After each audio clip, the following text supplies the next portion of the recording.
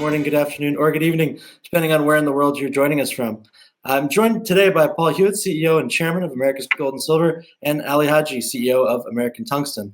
At about the half-hour mark, we're going to switch gears because of a small scheduling error. Ali's going to be switched out for Oliver Friesen, CEO of Guardian Metal Resources, and we'll change tacks for the second part of the webinar to keep you guys in the audience on your toes for the full hour. But Ali, Paul, how are you guys this morning? Doing well. Yeah, I'm doing great. Thank you for asking, Romeo. Awesome. Now I got a bit of housekeeping. If you guys in the audience can stay patient for just a couple seconds before we get into the protein. First, I'll say this is an interactive event. There's a chat button on the bottom right of your screen.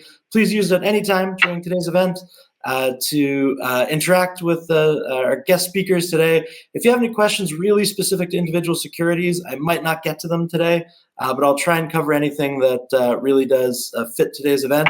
But still do feel free to answer questions about individual securities. I'm going to go ahead and pass that transcript through to the relevant teams after the event, and they'll be able to get back to you with any of those really, really specific questions. The other thing I'll say is today's event is being recorded and will be available for replay. It's probably going to pop right in your inbox at about noon Eastern time, but it'll also be on Six's YouTube page, so stay tuned, and at that point you can share it as much as you'd like, and we'll try to get it around to everybody who's in the room. But enough out of me. I do want to get into the kind of meat of today's event. So first of all, and Paul, I'll throw this one to you first. We've seen tungsten and antimony prices make really huge moves in the last while, alongside what I would call an increased focus on domestic critical mineral production in the United States. So I'm curious your perspective. What is, one, driving this urgency around defense metals, and why should investors be locked into this sector right now? Yeah, look, Romeo, there's no doubt that, I don't know if you've been following, but this weekend's pause on China's export for antimony, it doesn't change really the core issues. The reality is, with respect to antimony, China controls 60% of the global antimony production in the world, with about 80% of the processing. And I think that's really critical. 80% of the world's processing is right there in China, leaving us quite vulnerable, where 90% of the antimony we need in the US is relied on foreign supplies. We don't have any serious yet antimony producers. We're one of them, one of a couple. There's a couple starting up, but even all of us together still don't meet the needs. So look, in 2010, you've seen the rare earths crisis. The prices surged 10 times. This problem isn't going away, even with this pause on the ban, because the U.S. won't ever want to find itself in this current position again. You're in a position where we're short of it, we need it, and the one group that can control it the most, if they want to shut us off, you see what's happened. So there's no doubt with this government and the U.S., we need to make sure that we have our own supply internally and domestically. So you think about some of the things we're using it for, the demand for antimonies, for armor-piercing stuff, for ammo, night vision, fighter jets. These are all really, really important things. And at America's Gold and Silver, we have a tremendous advantage here. Look, when you think about the critical minerals list, you got antimony, obviously, right at the top, but you got silver, copper, lead, antimony, and gold. 5 of those products we produce at America's Gold and Silver. So we're producing day in, day out from our operating mine in Idaho. We've got 300 miners going underground day in, day out, mining, bringing it up the shaft, and then into our mill, producing a concentrate. So we're quite advanced and looking forward to help with some of these issues. So people need to pay attention. It's quite critical. No, appreciate that, Paul. And Ali, I'll throw it to you for a perspective on tungsten there. What do you think is the urgency around tungsten right now? Well, similar to antimony, the vast majority of this stuff comes from China, and that's a result of our policies over the last 20 to 30 years, outsourcing and offshoring everything that is deemed critical or manufacturing in nature, just to say, hey, we don't want to do this in North America anymore, and we can get it done vastly cheaper around on the other side of the planet. Tungsten, much like antimony, massive uses in defense, so used for armor piercing, shell casings, entry vehicles. It is the hardest metal on the periodic table. It's the only thing harder than tungsten is diamond. It melts at 2,500 degrees centigrade, so very high melting point as well. Tungsten's used predominantly across the defense industry, much like antimony, but it is also used in nuclear power plants thanks to its high melting point. It's used in airplane turbines, which commercial aviation would not exist without access to tungsten, windmills, and now with this data center boom, if you want to call it that, that we're seeing around the developed nations. You cannot have a data center without tungsten. So it's used in the microchips. It's used in the various data centers to build this massive AI boom that we're seeing today. So with tungsten primarily, I would say 85% came from China, and it still does to this day. Tungsten has been restricted for export from China for the last 2 years. They doubled down on that on October 31st, saying that 2026 and 2027, they're going to increase, if not double, the restrictions of export. The DLA, which is the Defense Logistics Agency, and various other government agencies are now running at a depleted stockpile. With the various conflicts that are raging around the world, it's imperative that you do, in fact, allow the various defense agencies, including NATO now spending 5% of their GDP on defense, to have access to tungsten. And so we're looking to bring manufacturing or production of tungsten back online in North America. We believe IMA, the mine that American Tungsten holds today, will be the first to do so in North America since 2015. There are other groups, and Oliver is going to be on in the next half hour, and he can tell you his story. But there are other groups that are looking to come back online with production in North America. We've got 2 APTs with a potential third being built by the government of British Columbia. So a lot of initiatives and mandates from the governments to bring that critical metal production back online domestically, and we plan to play an important role in that domestication. Appreciate that. And as you guys have said, I think China controls 84% of global tungsten production. And as you said, Paul, I think 80% of antimony. But when you include Russia and Tajikistan, it gets to 90%, as I understand it. So even with any tariff truce, and those seem to be quite a moving target day to day, tungsten remains excluded, and export controls are tightening as we go into 2026. So looking at both of your projects, and Paul, I'll start with you here. How are you positioning to address this real opportunity to capitalize on the supply chain vulnerability? Look, in our case at Americas Gold and Silver, we're actively increasing production. We've been here now, a new team, for about 11 months.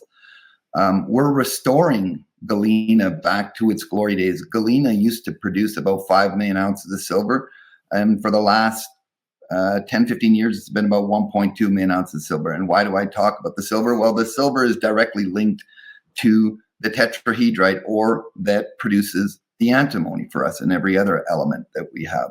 So in our case, we've got a mine that is fully permitted right here in the US. It's operating at the moment. It's been operating for a long time. In fact, Galena had helped World War II in the 40s to produce antimony back then. I'm stealing Ali's tungsten here. But yeah, we produced antimony from back in those days. You see the recent surge and the need for it. In our case, for every pound of copper, we produce about 0.7 pounds of antimony. We've already announced our production year to date. We've produced right about 450,000 pounds of antimony year to date. Over the last 20 years, we could measure, and these are in times. You have to remember, these are, looking back 2 decades, these are times where the mine isn't performing at its peak. It's performing at low levels, and we're going to be 4 to 5 times that production. It produced 20 million pounds of antimony. That's a large amount of antimony that we have records of and produced. And how are we doing it? There's 4 things we're doing at Galena. Well, first thing was shoring up our balance sheet, making sure we raised enough money. We raised $100 million of debt. We've drawn down $50 million. What did we need it for specifically? Bring in a very strong team into Galena. We've got a really good operating team there led by Evan Peltier. But changing the mining method, taking a mine that's been here for 100 years and adopting a more safer, more reliable, more cost-effective mining method. Our neighbors next door are enjoying doing long hole. We're going to enjoy doing long hole. We've tested our first stope already. We're doing the second one now. We carved it out like a knife, 1 meter wide. That increases our production rate, our productivity rates. It improves our safety. It reduces our costs. So by bringing in a new team, putting in the capital to change the mining method, in order to do that, there's a couple things we needed to do, and that was buy a new fleet of equipment. That new fleet with remote controls and new long hole drills is underground, most of it already. And then a new backfill station we needed, and then debottlenecking our mine so we can move 2,000 tons of rock a day. Every day our goal is to move about 2,000 tons of rock, about 1,000 tons of ore, 1,000 tons of waste.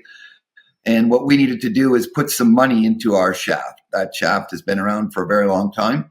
It was really constrained at about 700 tons per day. We've done phase 1 of those upgrades. And in phase 1, we've been able to double the capacity already. So with phase 1 being completed already this year, we're able to move about 1,400 to 1,500 tons of ore a day, of rock a day, ore and waste. That's a big step. That's a big change in a mine that's been here for so long. So making sure our mine is operating very efficient, we provide the right tools to the people we have, increasing the scale, that will help this shortfall in antimony that we have. And then on a broader scope, from a corporate level, we've reached out and engaged some experts. We're mining people. The bottom line is we're miners. I've been mining 37 years, Canada, the US, Australia. But we've engaged some experts to help us alongside us with this antimony because it is reaching out to the government. We've engaged Lot 16. In fact, I'm in Washington, D.C. next week, scheduled with a bunch of meetings. So we've engaged a group that are experts at dealing with this kind of stuff because some assistance from the government, us helping solve a problem, them participating in solving the problem is going to be very collaborative and the right thing to do. So the thing that separates us again is the fact that we're actually fully permitted in operation. If you want to come to the mine, you can see an active mine that's operating day in, day out, producing. And we were about 300 tons a day. We've already increased to over 450 tons a day on that road or journey to sustaining that 1,000 tons a day. So the best way to address the supply chain is increase the production. And that's what we're doing at the moment. And we're doing it quite quickly. Awesome. Appreciate that, Paul. Ali, I'll throw it to you. Given everything we've talked about, the background we've set, how are you capitalizing on it? Well, we did a $7 million placement in July. We concluded another $18 million about a week and a half, 2 weeks ago. And as of last week, received a letter of interest from EXIM for $25.5 million US. Treasury sits at 22.5 Canadian today.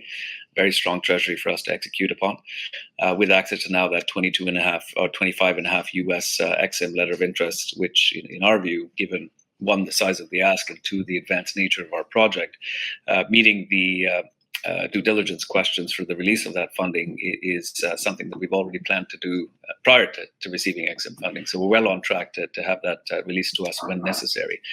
In terms of the actual asset, when I started the journey with IMA in April of this year, my first order of business was to get down to site, and I was down there in the first week of May. Took a look at the adits. They were in somewhat rough shape. We had to sort of crawl and dodge through the various call it debris or obstacles along the way. We now have 1,000 feet fully rehabbed.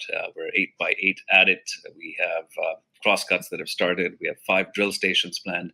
We have 3 drill rigs on site. We have timber entryways for all of our adits that are ensuring that our staff are safe. We have 18 people on the ground currently, ensuring that we come up with an updated resource statement and a PEA in Q1 next year. So work is happening at breakneck speed. Very proud of the team that we put together. We're double shifting, so working around the clock on site to make sure that we're able to meet those timelines with that goal that I mentioned at the onset of this conversation, to be the first tungsten producer in the United States, or in North America for that matter, since 2015. If our listeners are familiar with our story or have been following us for a while, you would have known that we had anticipated a direct shipment of ore model to begin with. We did that because we have the second highest grade of tungsten in North America at 0.63. In terms of other critical metals, we also have 2 ounce per ton silver and 0.15% moly. So the silver and moly equates to about $145 to $150 in credits that offsets our OPEX, ultimately makes us a tad more profitable than some of our peers that don't have those credits. What we've now pivoted towards is a mill on site. So our intent is to build a mill on site processing 500 tons per day at a sub $25 million capex, producing an 80% tungsten oxide concentrate and about an 86% silver moly concentrate. Separating those two products gives us 2 various off-takers. We've already signed our letter of intent with GTP, which is the largest APT in North America, run by the Plansay Group in Europe, to acquire our product. Given our very low capex, our readily permittable mine, because it's on private and patented land, we're just awaiting a couple of state permits here before we are fully permitted to start production. The intent is that we start to pour concrete in the summer of next year, with some first concentrate or revenue being generated from our ore and our resource by the end of next year. So we are working at breakneck speed to ensure that we're able to bridge that supply gap, fill the deficits in the various inventories of the government agencies and industry that does require this very critical resource. So stay tuned, but we've got a lot of advantages going our way with respect to grade and the silver and moly credits that we receive as a result of IMA being the significant past producer in the past. Great. Now, I know we've talked already, obviously, about the shift to onshoring a lot of these metals. And it's in the context of NATO, led by the US, pushing for that 5% GDP defense spending, which everyone's fallen far behind on for a very long time. But that obviously means government is taking a more active role. We've obviously already talked about different ways that the US government has gotten involved in projects. But do you see government support, whether that's through DPA Title III, DOE loan programs, or the kind of offtake agreements? What do you see that role in accelerating projects like yours? And Ali, I can start with you there. I think it is certainly, it's been increased. The current administration, well, take a step back, and I'm sure Oliver will tell you this when he's back on here in about 15 minutes, but received a DOW grant to the tune of $6 million. And that was part of the Ukraine grant that the Biden administration had in place. Today, the Trump administration, alongside the likes of JP Morgan and various other US entities, now saying they're deploying $1.5 trillion towards critical metals. More importantly, the US government now taking equity stakes in MP Materials, Lithium Americas, things that are deemed critical. With American Tungsten, very much the same sort of narrative. We have not spoken to the U.S. government with respect to an equity position, nor have they approached us to take an equity position in the company. However, we are speaking with various government agencies to obtain non-dilutive funding in the way of grants, in the way of loans, and that's been exhibited by EXIM. We're also speaking with the state of Idaho to look at the potential for them to assist us with some of the funding requirements that we have.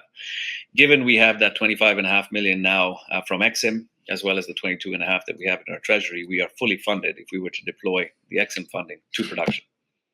However, it is important to note that while building a mine, and Paul, you've been in the industry for 37 years, it's always a combination of debt, equity, and if we can get those grants and non-dilutive funding, we will certainly be pursuing that. So it's not to say that we're taking the entire amount that EXIM's given us. We may, if that makes us the first producer in North America, and there are no other opportunities. But rest assured, the team is working diligently to look at other funding opportunities from the government agencies that you've highlighted. Awesome. Paul, I'll throw it to the same question as you, and it was echoed by somebody in the chat asking you specifically. So what's up next for those organizations playing an accelerating element in your project? Yeah, look, for all of us, optionality is extremely important, kind of like Ali was saying here. There's no doubt we are seeing the government step in a bunch of different ways. Look, in all of my years of mining, I haven't seen private equity in collaboration with the US government now starting to take positions or helping them to make decisions on equity or other types of financing. So there's no doubt that there's opportunities in front of us, and hence why us as miners, we engaged that group at Lot 16. We just said, look, this is an area that we need some assistance with. There's tremendous opportunities given that we are already in production and we can help solve the problem immediately. It's not something where it's going to take us 2, 4, 5 years. We're in a position where we can help right now. Given that we've done some recent test work ourselves, getting recoveries of 99.8% of antimony, there's absolutely no reason why we can't find ourselves working with the government to make sure we take our concentrate and extract that fully. One of the advantages we have with our antimony is that we're America's gold and silver. We produce silver from the Galena mine. It has been for 100+ years. The antimony comes to us at no cost. So when we start thinking about how do we raise capital, how do we build the mine, you look at the government, you look at funding like we have. We've looked at non-dilutive funding with the debt that we put in, the $100 million debt. We've only drawn down half of that, $50 million. Once we need the other 25 million and the other 25 million, we'll draw that down. But we will, as I said earlier, be speaking with the government and understanding how do we accelerate some of these things. We have a tremendous advantage that we have 2 mills fully permitted. We're using 1 right now, and we're not using it at its capacity yet. We're still not there yet. And that's what we inherited. We've already increased capacity significantly. When we got here, the mill was running about 2 days a week. We're running 5 days a week. We need that mill running at 7 days a week. And then we've got a mill 6 miles away from ourselves that is there under care and maintenance. We fire it up every quarter. We're talking about $1 million to start that thing up. So once we take advantage of the current existing infrastructure, that's an opportunity where the government can help alongside us, or we will use the antimony that comes at no cost. And I think I really need to emphasize that for viewers and listeners. When we're producing a ton of ore, that antimony comes at no cost for us. So people have asked me, well, what kind of profits are you getting? Well, look, for us, our all-in sustaining costs, we could be seeing reductions of $10 an ounce from the antimony credits. Those are tremendous, tremendous opportunities for us because we're mining it anyhow. So from our perspective, mining it and getting it at no cost is really important. A couple other things that we have done with respect to financing or working with government is we've recently renegotiated our offtake agreement. In the past, when we used to ship our concentrates to Canada, we used to get penalized for it. We would actually physically get penalized for antimony. Today, in the new year, we're going to start seeing benefit. We're getting paid for antimony. We're getting paid for antimony, lead, copper, gold, and silver. We're going to get paid for all of the elements instead of just a couple of them. That's a game changer for us. So the fact that we're already in production, look, I just announced an hour ago a record quarter, 765,000 ounces of silver produced. Year to date, 450,000 pounds of antimony. That helps solve this problem that we're currently in. And again, at no cost, tremendous advantage over a lot of us. And given the infrastructure, we've got over $1 billion of infrastructure with 4 shafts, 2 mills. We're only using 1 shaft, 1 mill half the time. So working with the government is something we're going to start doing a lot more aggressively. We were very focused at restoring the mine for the first 10, 11 months while we were here. We said, look, we got to be laser focused at getting this mine fixed. Once the mine is fixed and running in a state where we can see that growth that we want, things happen for us. Real things happen for us. You see, when the mine is operating and it's generating the right cash flow, you can spend the right capital, reinvest into that mine and make it grow to, again, we're going from 1.2 million to 5 million ounces, and we're not going to stop there. And it cascades with every element: copper, antimony, gold, lead, everything else comes in, and they're all critical minerals. So optionality is very important for us. We will be meeting with the government and trying to understand how we can help and how we do things in collaboration together. Awesome.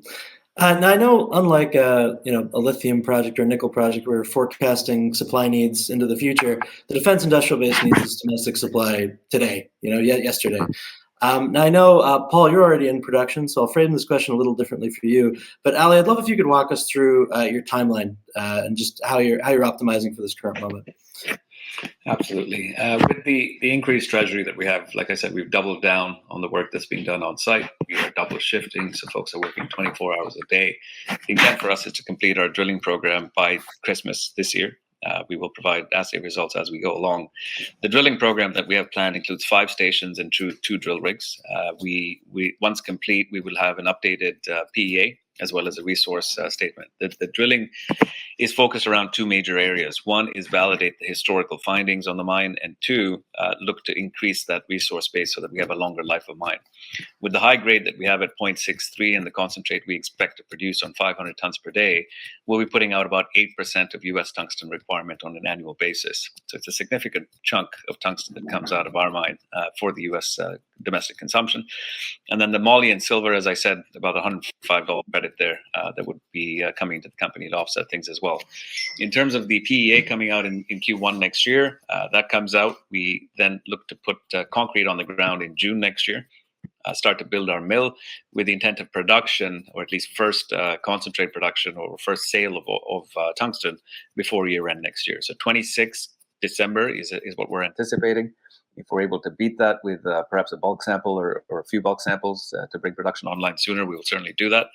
But concentrate will be produced at the mine site no later than early Q1 2027 with the mill fully operational. Great, thank you. And Paul, like I said, I'll obviously reframe this question a little bit for you, but I'll use a question somebody had in the chat, which is, how much antimony reserve do you have in years, and what does that timeline look like? Yeah, so we, thanks for the question, Romeo. We haven't published a resource or reserve yet, and we will. We absolutely will.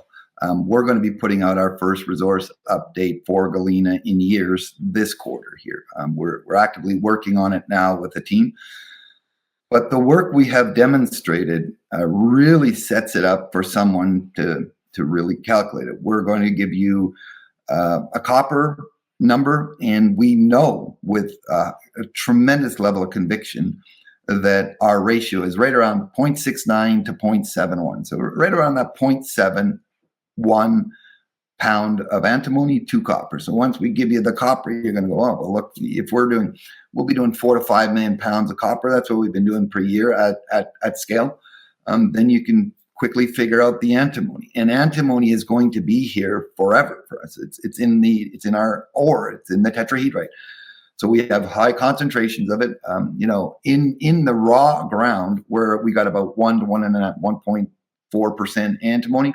And then when we run it through our mill and we produce a concentrate, it's almost 20% antimony into our concentrate. So we got high levels, clean concentrates that we're producing from.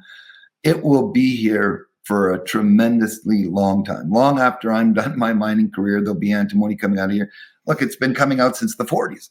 This mine was used in World War II to produce antimony to help the U.S. So we're not going to stop. We'll continue. There'll be plenty of it. We won't run out. And one of the advantages we have with the short up balance sheet is the ability to drill. And we've talked about drilling. I heard Ali talk about drilling. All of us need to be drilling. In our case, we've added about right around $4 million of drilling this year. That's the first time you've seen exploration drilling at Galena in years. And it's been almost 10 years since we saw any exploration. And we've seen some tremendous results from the drill bit, all of which contribute to all the elements again. The silver we're targeting, and then the tetrahedrite is in the ore.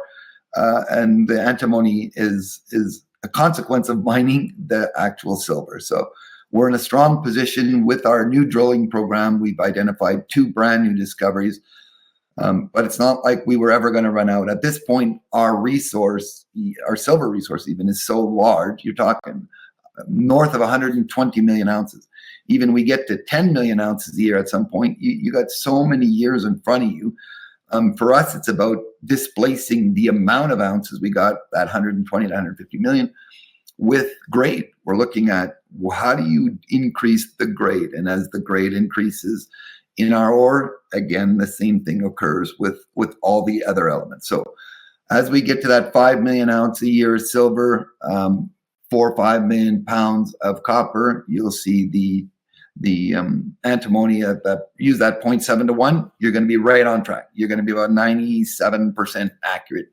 And that's the number we're using for ourselves as we model this out in the future. Awesome. Ali, to wrap it up for you, I know you got a flight today. I'm just going to talk about the IMA mine for a second. It's got a compelling history with 114,000 standard units of tungsten produced historically, with the past operators including Bradley Mining, AMAX, Anglo American, and you completed that D-level rehabilitation and the underground development.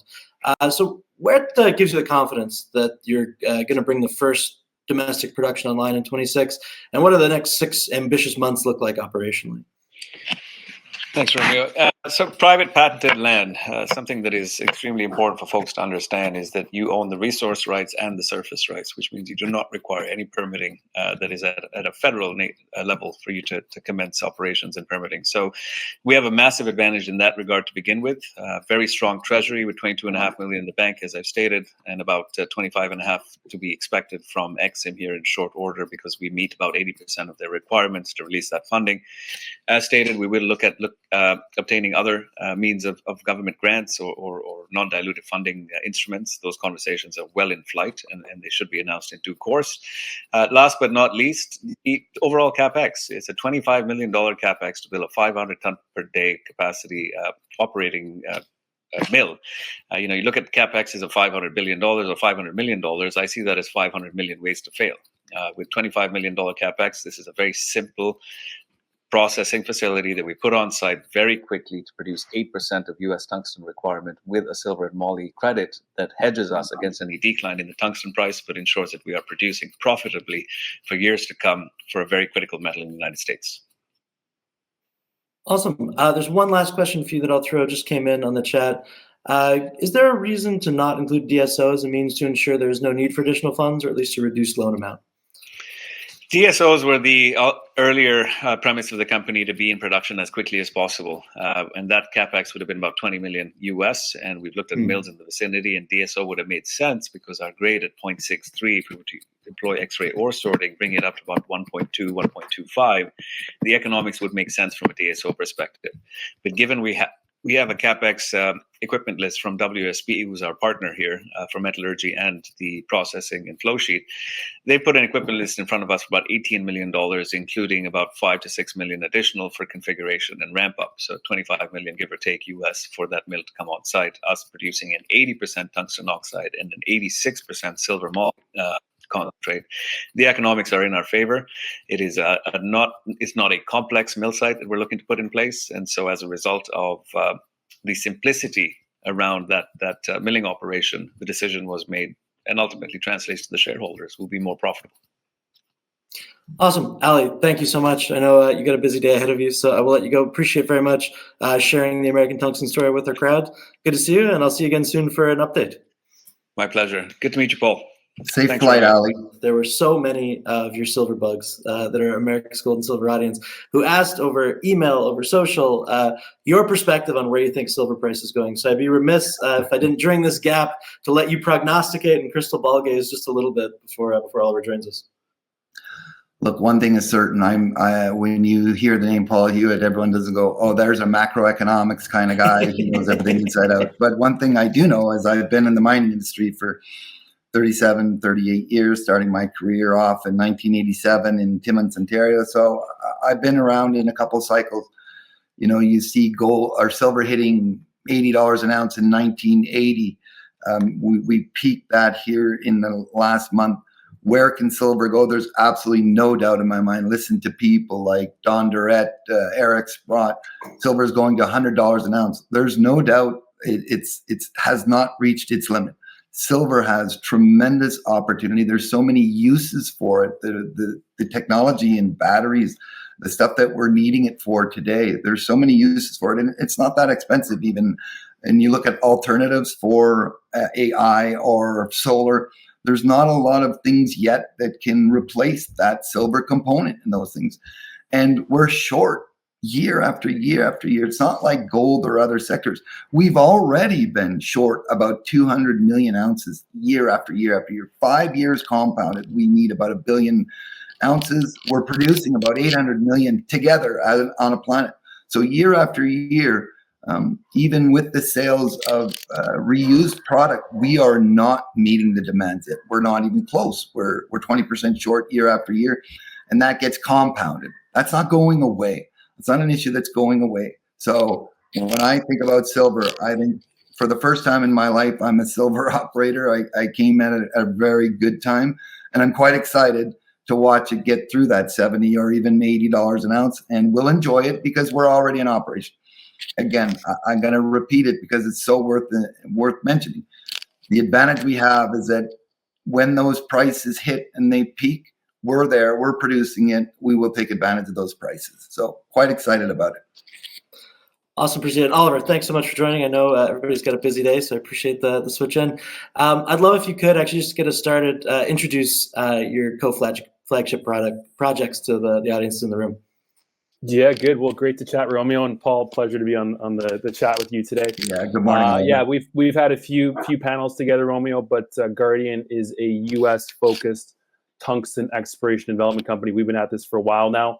over 4 years now. And we have 2 co-flagship assets, both in the very mining-friendly state of Nevada. Pilot Mountain, which recently received an award from the Department of War in the United States of America, making us the only U.S.-focused tungsten company to receive funding from the Department of War. And then we also have the Tempa Ute Tungsten Project, which was formerly the largest tungsten mine in the U.S. And was it was the cornerstone really of U.S. tungsten production back in the 80s. So 2 fantastic assets and pushing those both forward with the goal to have both in production before the current administration leaves office. Awesome. And yeah, like I've asked previously in this event, but I really wanted to make sure I got it to you. Obviously, defense metals are needed right now. We're not forecasting something in the future. So I'd love if you could give people a sense of really precisely what the timeline is for Guardian Metal to get stuff online during the current administration. Yeah, look, I guess I jumped ahead with my intro there, but yeah. So the current timeline right now that we're projecting is to have both in production by the end of 2028, which is before the current administration leaves office. So I think that's key. Like I said, we've been at this for a while. We're seeing lots of new companies popping up here, taking advantage of the kind of the momentum in the tungsten space, and that's great. We need that. But we acquired assets and built a company around what we thought could deliver in a relatively short time frame. As Paul just mentioned, they're producing silver now. So they take advantage of those increases in silver prices. And in terms of our production and potential timelines to production, we feel quite confident that we're one of the near-term producers, and certainly in the United States of America. So looking forward to taking advantage of this kind of increase in momentum and pricing within the tungsten space. Oh, awesome. Now, talking about jurisdictions, I know Idaho's got those tier 1 power costs, a mining-friendly environment. Nevada has, like you said, Oliver, significant infrastructure in the history of mining. Permitting timelines can still, depending, be lengthy. So I'm curious both of your perspectives on how operating on patented versus unpatented claims in established mining jurisdictions, how does this accelerate your paths? Paul, obviously already in production. I'd love to get your perspective on it as well, just compared to greenfield projects elsewhere. Paul, I can start with you. Yeah, look, I've been involved in permitting stuff in the U.S. for the last 26 years since I came here in 2000. Again, one of the advantages is America's Gold and Silver is fully permitted. And a lot of people say, you don't need any more permits. And I'm like, well, we do need permits. Actually, we just have them already. So that's a tremendous advantage, because I've been in meetings and people go, well, the great news is you don't need any permits. I'm like, well, actually, we do need them. We need a lot of them. We have them in place. Permitting on patented ground is much easier, as we all know. Private patented ground, it's one less agency you got to deal with. You don't have to deal with the USFS or the BLM, who are both actually quite friendly at the moment, but it allows you to get that permitting line quicker. You can get there faster. But again, I guess from our perspective, when I think about what's next, well, should we decide to put a refiner in Idaho together with others, we already hold the permits in place for us to do that, so that we can produce a final product. We're producing a concentrate today that gets shipped every week. Our concentrate gets shipped out, which we produce our silver, our copper, our lead, our antimony, and our gold from. Every week that goes out. But there is an opportunity to say, well, let's permit, let's build. Actually, we have the permits already. Our existing permits allow us to build a refiner to leach out that antimony, which we've demonstrated over the last 90 days. We can get 99.8% recoveries on and produce a final product for the military. So when I think about the permitting in the U.S., it's a straight timeline. It's very well, there's a process in place, but if you have the advantage of being private or patented, that's another tremendous advantage. But I'll always say that in our case, it's very unique. We get to take advantage of the metal prices because our permits that exist allow us to do what we need to do for our shareholders immediately. Awesome. Oliver, I'll throw it to you for your perspective on permitting in Nevada, but elsewhere. Yeah, I mean, there's a reason that we kind of really focused our efforts on Nevada. Actually, funny enough, I've done a lot of work in Idaho as well. So I would say Idaho and Nevada are probably the 2 best places, in my view, to do this in the U.S. And Nevada is fantastic. I mean, as soon as you leave Reno or Las Vegas, I mean, it's mining. That's what they do there. They understand it. So, even the stakeholder kind of work we've done so far has proven very positive. And, we get people coming to us after saying, hey, we support you. We want you to do this. We need these mines. So it's great to get that local support. As Paul mentioned, patented mining claims are the best of the best in the U.S. We're really fortunate that Tempa Ute is on patented mining claims. And that's one of the reasons we did target that project is as we know, we can streamline and move things through the permitting process quite quickly there, just given the lack of extra agencies that you need to speak to. So that's one of the reasons why we're very bullish on Tempa Ute and also on the timeline to deliver mine product from Tempa Ute. We also have some stockpiles and tailings as well on site at Tempa Ute that we're moving forward as well and looking at ways of processing that material sooner than when we'd bring the project online. And then Pilot Mountain's on BLM ground. The great thing is, the current administration, we're seeing a lot of support. We're seeing a lot of alignment across the various agencies, especially on the critical metal side. Projects that can help deliver reshore important supply chains back on the U.S. soil. We're seeing fantastic alignment, which is really encouraging. So BLM, we're kind of in the middle of the permitting process now, and we're seeing, like I said, a lot of alignment, which is super supportive. And then Tempa Ute, we are working through that process now. And given it is patented mining claims, we feel quite confident about the ability to get that up and running and permitted in a very timely fashion. Awesome. Now, I know we've talked around different types of financing today, and Oliver, obviously, Guardian already has that significant investment from the Department of War. But I want to put the question to you quite directly. How are each of your companies approaching the funding equation? So between balancing dilutive equity, strategic partnerships, potential JVs, non-dilutive government financing, what is currently the plan for both companies? And Oliver, I can start with you right now. Our mandate from day one, we IPO'd almost 3 years ago now. Our mandate has been to put really good shareholders on the registry, focusing on, I think, investors who understand the long-term vision here. Mining isn't something, it's not a one-year game, right? You need investors who understand that over a few years or over, a 5-year span, if you have a vision and you have the tailwinds, you can deliver a lot of value over that period of time. So we've been able to really have a fantastic buy-in from some strategic shareholders, and we've just built on top of that. So most recently, Duquesne Family LLP, which is the family office of Stanley Druckenmiller, which is a very probably well-known investor across the U.S., became one of our second largest shareholders. So getting groups like that, people who understand the landscape, who understand really what can happen when all of the stars align in terms of the timing with the commodity, the timing of government, and also having the right assets. So how do we take this forward? We just continue to build on that, making sure that people that we're putting on the registry are aligned with our vision of delivering 2 mines before the current administration leaves office. And as long as we do that, I think we can continue to have a lot of success with the share price. Awesome. Appreciate that. Paul, I'll throw the same question to you.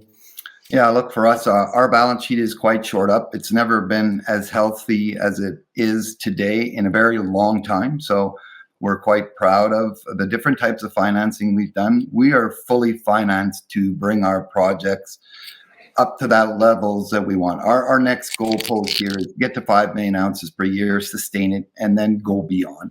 In order to do that, the upgrades in the mine, the shaft, the equipment, we have the dollars in place. We raised non-dilutive debt for that. We've only drawn down 50 million of that debt, and we'll draw down the other part as we build the batch plant and other things. But kind of like Oliver, we're very focused at who's in our register as well. When we first got here, there was about 8% of our shareholder base that was institutionally held. Today, we're over 60%. That's a big shift in shareholder base, and you have to have people that understand mining, that have conviction in the team and the metal price. And ourselves, we're fully aligned with our shareholders. Again, I'm repeating myself here, but I've been mining 37 years. I got a wife and 7 kids. The largest position I've ever had in my entire career is in this. So as this does well, we will continue to do well. It's in my opinion, it's the lowest risk I've ever put any of my net worth into, and it's significant amount of our net worth. So not just me, but other members of the team are very aligned with our shareholders, which helps a lot. And given that we have a very strong balance sheet and we're in the moment where we're actually producing, we have a tremendous advantage. So, and I'll continue to say this, Romeo, the fact that we are producing silver at these prices, but the antimony comes in and we're going to start getting paid for it in the new year. That's a big change. That's a big difference than in the past. We weren't getting paid for it. That's coming as of January 1st. So balance sheet short up, different types of financing. Given the fact that we've just engaged with Lot 16, I said this earlier on in the show, we were very, very focused at making the mine work first. So all of our efforts were very laser focused at restoring the mine, getting the mine into a good position, making sure Mexico is on track to deliver what it was supposed to. Now we're stepping outside, leaving the team, giving them the autonomy, and we're starting to look at what does other things look like in a collaboration with the U.S. government. And hence why I'm going there next week to meet with officials. And we're talking all different people here, DOW, DOD, DOI. So we're quite excited to start meeting them. And we've got the right team alongside us here with Lot 16, who are experts at doing this, to help us guide us along that journey. So it's a great time to be a producer, a near-term producer, certainly. It absolutely is, yeah. Take advantage of the price now. You know, I got Eric Spratt breathing down her neck all the time, and it's like the fact that we're producing it now. And look, I think there's tremendous upside yet. We're far from done here. We're in a very interesting cycle here. There's worse people than breathing down your neck. Oliver, I'll throw it to you. I know, as you said, you're advancing tungsten at both Pilot North and Tempaiute, and the Defense Production Act really specifically highlights tungsten's strategic importance. I'm curious, we've already talked about your timeline, but how does it and the approach you're taking position you uniquely in the defense supply chain for the U.S.? Yeah, I mean, what makes tungsten really unique is the fact that the downstream capacity actually exists in the U.S. And that's I think that surprises a lot of people that are introducing themselves to the critical metal space. And the reason for that, funny enough, is because the U.S. was sort of a pioneer and leader in the light bulb industry. So tungsten is a metal that some people are familiar with from light bulbs, tungsten filaments. So the U.S. actually built about 12,000 tons of downstream processing capacity in the U.S. And that was to convert tungsten concentrate into tungsten filaments for the light bulb industry. And then what happened was we moved away from tungsten filament light bulbs, and this capacity has gone underutilized for the last 50 years. So what we have in the U.S., which is very unique, is about 8,000 to 9,000 tons of unused capacity, which means the only thing missing is the mine. There's no domestic primary mine production of tungsten in the U.S., hasn't been for over 10 years. So as soon as you plug in that mine supply, you now have a fully circular supply chain for tungsten entirely within the United States of America, which is really unique. I mean, you look at rare earths, there's a huge challenge there in terms of how do we actually process this into something usable for the military. And to take it one step further, I mean, you can in theory, there's a processing facility in Nevada that's unutilized or underutilized right now. So in theory, you could mine in Nevada, and our Pilot Mountain project is about an hour and a half from that facility.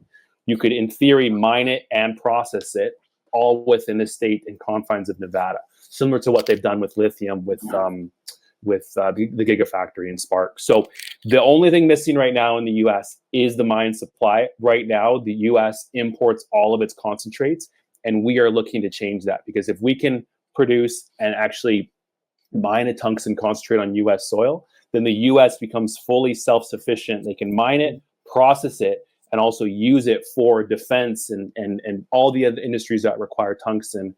It can all happen within the U.S., and all we need is the upstream, which is what we're looking to solve here at Guardian. I appreciate that very much. Paul, I got one for you. Obviously, as we talked about today, you've got a different perspective as a pretty established precious metals and antimony producer. But silver itself has defense technology applications, and despite your youthful visage, you have seen multiple commodity cycles, as I understand it. So from your experience bringing projects into production and operating through North America, what advice do you have for defense metals developers? And where do you see any convergence between precious metals and defense metals investment themes? Yeah, look, I think we've talked about it throughout the entire show. It's making sure that you have the right team, first and foremost. Get a right team, get the right location. And we've been talking about that throughout the whole show. And then you will get the right funding. So the best advice you have is put together a strong team, get the right asset, good jurisdiction. And then make sure you got the balance sheet and the money to do it. And we mentioned today a number of different ways you can do that. There's options for us, and the government is actually a new option, something that I'm not as familiar with actually. So I'm quite excited to get involved in more of that. We weren't usually getting grants or other things with private equity now associated with the government. It's quite interesting for me in this bull cycle. So if you can do those three things, and you don't need to complicate this. So many people try to make it more complicated. And you're like, what are you doing? Just get the right team, get the right asset, get the funding. Things will go your way. And obviously you need to get in. Once you're done, you're exploring, get it into production. So we need the metals now. One of the tremendous advantages we have. So that's the best advice I could get. It's simple, but it's as real as it can get. It's no big eureka. It's do the basics and things will fall into place. And that's exactly what we're doing here. It's the same thing we did at Klondike. It's the same things we did at Karora. We're not trying to complicate it. We're not trying to reinvent the wheel. Even with our antimony, the technology existed. It's there. It exists. We know how to recover it. We just proved we got 99.8% recoveries. Let's make sure we take that concentrate, that's 20% antimony, and we keep it all here and produce ingots or trisulfite or whatever, trioxide, antimony, whatever it is we need to the final product. Unlike where Oliver was talking about with tungsten, where there's a lot of processing facilities, there are not many in the U.S. Most people said over the last 20 years, not in my backyard, not in my backyard. I don't want that here. And I respect that. I completely respect that. But we are in a position now where we need processing facilities there, that we need them in the U.S. so that we can make sure we meet our own demands and needs, so that we have the antimony for the military, for other things. It's used for all kinds of other things as well. But it's a very important component, and we can't be reliant on others to be friendly and just say, oh, we'll just give it to you in a time where things get tough. You need to be ahead of the game. And all of that, doesn't matter who's at the helm here in the U.S., which parties there, we need this, and it's quite important to U.S. citizens, all of us. So, advice is pretty simple. Get a strong team, get a good location, make sure you got a strong balance sheet, and things will happen. There you go. I like that. Put that on a t-shirt. That's fun. And leading off your last point, actually, Paul, there's a question that came in over email that I thought was really interesting, and I'm sure people in the audience are curious about it. It does ask you to very briefly be a geopolitical expert, so I apologize in advance. But the question is, do we think that the current onshoring, not just of defense metals, but for a variety of the mining industry, do we think that's something that is temporary, or do we think that's something that will be a long-term trend, that things have actually changed and a reliance on China and traditional sort of frenemies of the United States is no longer something that we can count on? Oliver, I'll throw it to you first for just your instinct on that. Yeah, I mean, I think the damage has been done in that we've now very succinctly realized that we need domestic mine sources, just period, right? And it's, there's a lot of noise right now. I mean, I think even over the weekend, there were some announcements. To be clear, the tungsten ban, as far as we know, is still fully in effect. Yeah. China is actually struggling to mine the metal right now. So we foresee that continuing. But the reality is, it's a lot of it's noise. I mean, you almost have to just ignore the day-to-day changes in policy and potential policy. The damage is done, right? What we've realized is that we have underinvested in mining for decades, and now we're overly reliant on other countries for the inputs of these key metals for defense and everything else. So the damage has been done. We need alignment across agencies. We need continuation regardless of the government that we're going to have in front of us. We do see bipartisan support, which is really fantastic. And that's key, because we need a longer term window over multiple 5, 10, 15 years to really fix this, right? And if we continue with the current trajectory, you can fast forward 10 years from now, and all of a sudden, the U.S. mines, 40% of their tungsten needs and 30% of their antimony needs and 50% of the, and we can get there, right? We have the projects, we have the mines, we have the support now. We need alignment, we need consistency across agencies and across departments and also across government. And we're seeing that now.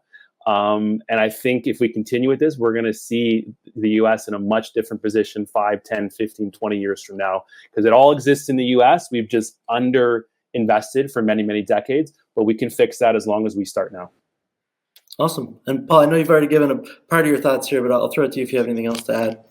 Yeah, look, there's no doubt in my mind, this is not a flash in the pan. This isn't going away. You've got some really intelligent listeners here.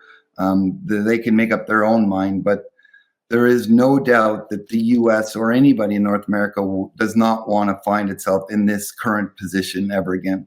You know, I get asked all the time, like the production from antimony from China, they have 80% of the processing facilities. People ask, well, Paul, how much resource do they have? Well, I don't know. It's a black box. Could their resources deplete at some point in time? Well, of course, every mine in the world has some kind of depletion. It's not regrowing into the earth. So how big is their resource? Even if we could say rely on them, which I know is not going to be a solution for the future. But their resources, I'm sure, are depleting. We need to make sure we can supply it for ourselves domestically. In my opinion, it's not even a maybe. This is not a flash in the pan. This is going to be sustained, and no matter who's at the helm, I think Oliver was saying it is a bipartisan thing. Americans, Canadians, we need to make sure that we can take care of ourselves, and we can make sure that we have this products domestically from beginning to end, so we can mine it, concentrate, and then refine it to the final product, and make sure we have it domestically for the future. And I know I'm repeating myself here, but we're already there. We're doing it day in, day out. You come to our mine, you drive by our operations, you'll see us mining 400 or 500 tons a day every day of the week. So I'm quite proud of it. Awesome.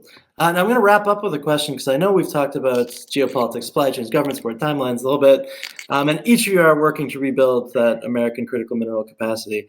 There's a big audience in the room. For the investors watching this space, what's the one thing they should understand about the defense metals opportunity and your company specifically over the next, let's say, year and a half, 2 years? And I encourage you to use this opportunity to pitch your stock as well. And Oliver, I'll throw it to you first. I think the biggest thing to say is that we're pretty confident we're the leader when it comes to U.S. tungsten exploration development. It didn't happen by accident. We started this journey 5 years ago, acquiring Pilot Mountain.